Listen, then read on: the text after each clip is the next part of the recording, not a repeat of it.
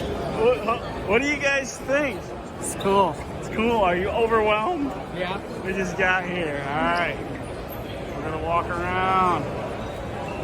Check things out. Here we go. Hey guys, Triple J. We are back with another Man Cave Monday. Today it's just Jed and I, and we're going to be talking about buying from the other side of the table and just some etiquette, some proper things to do on that side of the table, and just kind of walk through it. I mean, this is more for the new buyer or even the buyers that have been buying. Just some cautions, some things to be aware of. So, for me, number one, when you're walking up to somebody's table and you got a big old Zion case, whether it be even a little one or just a box, a 2-row, 4-row, a big old honking 4-row Zion case, ask before you put it down on the table. Don't just slam it up there on the plexiglass, because it's not gonna, it's gonna break somebody's case. And I've had people break my case before and walk away. It's just not cool. Right? Yeah. I mean, we're respectful. Most buyers today, most sellers that are buying have a space for you to set your case and stuff like that. So that's important. That's key. Also, leaning on the table is not. You gotta be aware. Always ask where to put your case. Yeah, always ask where to put your case. Don't lean on the cases. Your hands, your weight is not meant for that case. Whether it be a plexiglass one or a glass one, I've had people go through my plexiglass ones. I had some dude we watched some dude across the show, like across the other side of the aisle, put his hand through a guy's case because he put his hand down on the glass, one of those expensive Allstate cases, Just don't do it. Just be aware. Just be alert, Yeah.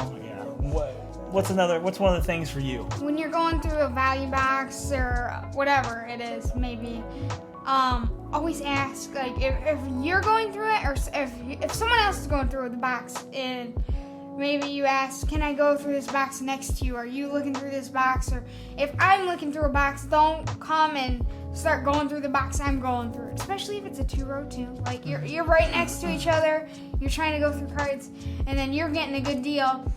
And I was the one first going through this box, and then I get frustrated. Like, I was going through it, and they cut in and do that. It's not my favorite thing. So, I mean, always ask for sure. Yeah, always ask. Yeah, that's a big part of it.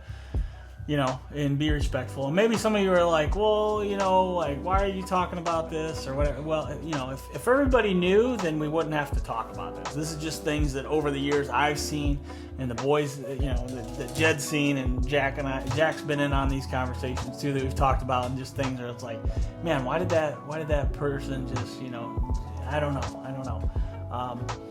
Be ready too when you're coming to buy. Or even if you want to sell your stuff, have an idea of your price. It's okay for you to sticker your stuff too, and be ready and be prepared. Put some kind of, because it gives us a starting point. And we know. I mean, Jed knows, I know, Jack knows. We all know kind of cards and where things are because we're buying so much. So we know the range, and we get it. Like, okay, if something's down around 155. And you've got it stickered at 175, at least you have a price point, and we know where we're going to start. We know that you're starting at 175, and we see cards selling at 155. Maybe we can make an agreement. Maybe you paid 155, so you can't sell it for what you paid for it. I get it. But just being prepared and being ready, having those things ready, I think that's an important part of it too. One thing I didn't like at, the National Card Show was whenever I went up to a table, almost everybody was 100% over comps.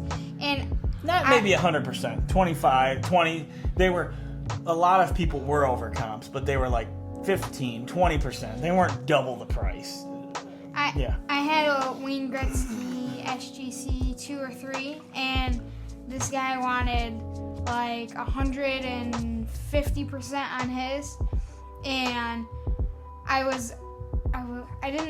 he wanted to pay me like 70 or something %, and I was like, well, you got yours stickered at this, you want me to pay 150%, but you're only going to give me 70%? It doesn't make sense. Yeah, it doesn't. It doesn't. Yeah. One of the bigger things too is when you're a new buyer or coming to a show, like when we're buyers on the other side of the table and we're building relationships with people, we don't come into it expecting to be able to get the deal maybe that the guy next to us got, or whatever the case may be. And so take that into account, especially even when you come up to us, you know, like there are guys who will drop a case off with me and say, look through it, see what you want, give me a price, and then I'll come back and we'll talk.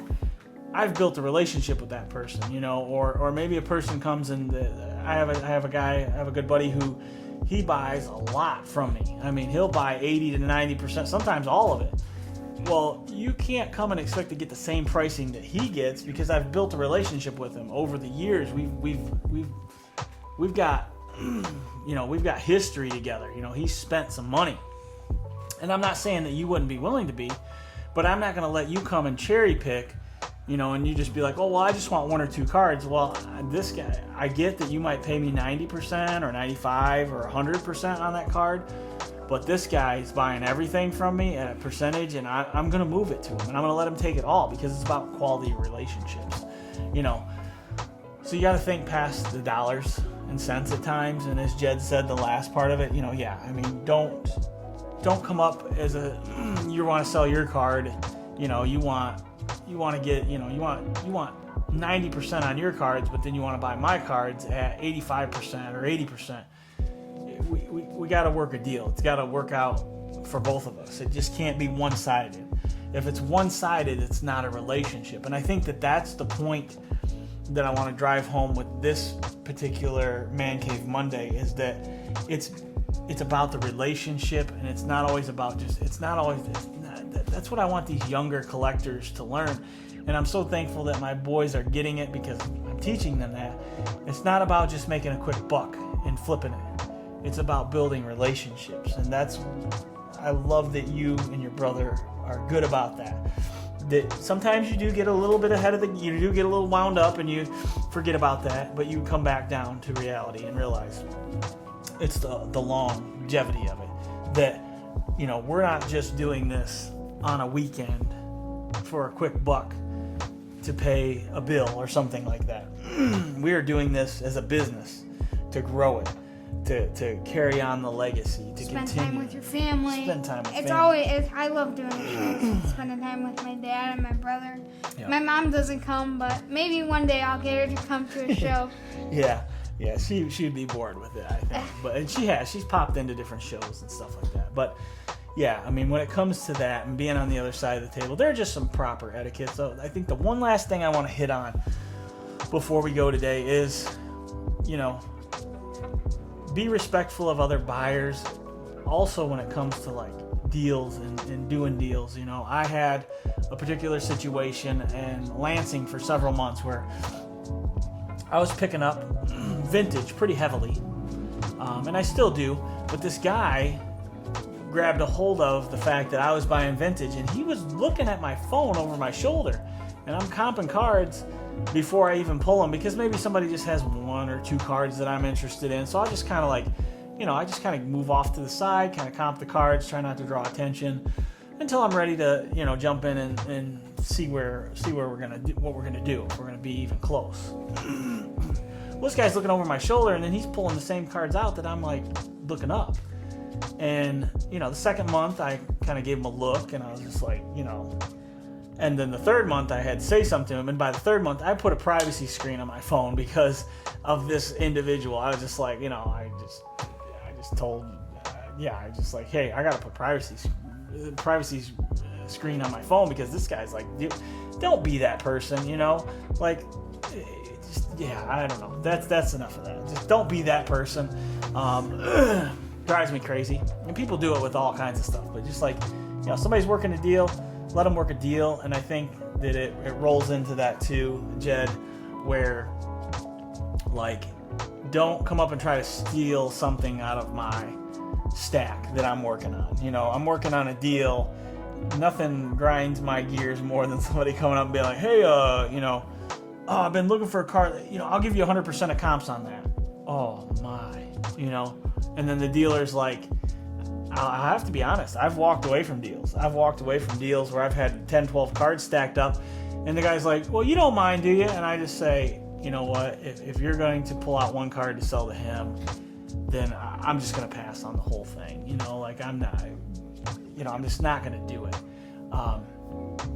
And there's been other times that I've been okay with it, but you know, it's just not, it's just tacky. It really is. It's just a tacky thing. So that's really that. Anything else that you want to add to it from the buying side? Another thing for me is, I know people are trying to be nice and ask me if I want help comping, but I can't stand it because I don't know what app they're using. Maybe they're using a better app. Maybe they're like, or they could pull high comps and then I overpay on a card. I always like to look on Card Ladder or eBay and do my own comping and figure out what I think the card is worth. And if we can't make a deal, we can't make a deal. Yeah, I think it's good to come to an agreement because you're right. Because some people might be using an app where it's just, there's just a lot of apps out there these days, and people like to use the certain apps where they can store their cards in and stuff like that, and it can give a false sense of reality and where cards are in the market right at the moment.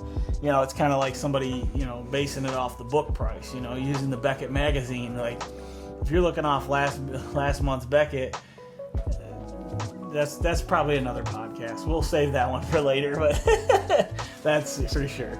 So, yeah, I mean, those are just some things that, you know, as we sit around and talk, we talk about it, we kind of, you know, shuffle through it, and we see these folks, and we just want to share and inform. You know, that's what we're about, is sharing information with you as maybe a new buyer, a new person jumping into the shows. There's new people going to card shows all the time, and there's new sellers setting up all the time. And so those are just some insights from us on another Man Cave Monday. We look forward to seeing you here soon. Be sure to like, subscribe, follow along. Bye, guys. Bye, guys.